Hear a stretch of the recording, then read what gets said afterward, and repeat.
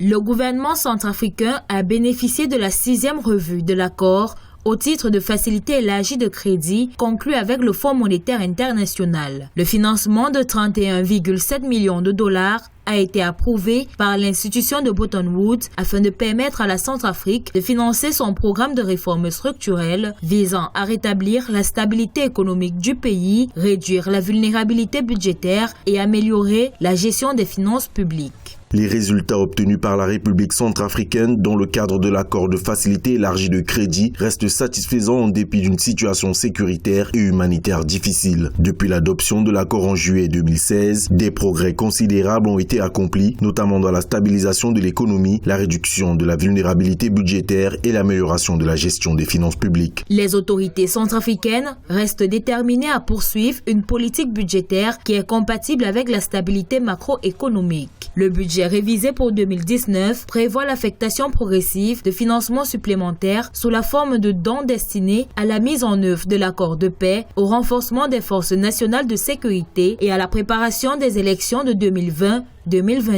Il faut obligatoirement sauver le secteur privé centrafricain tout en amorçant l'agenda politique qui concerne les DDR, le financement de la programmation militaire, mais il faut notamment booster le secteur privé. C'est très important parce qu'aujourd'hui, la majeure partie de la jeunesse centrafricaine est sans emploi. Précisons que cette enveloppe, qui constitue la dernière tranche d'une facilité élargie de crédit accordée au pays en 2016 pour un montant initial de 115,97 millions de dollars, avait été augmentée 2 fois pour atteindre 185,56 millions de dollars.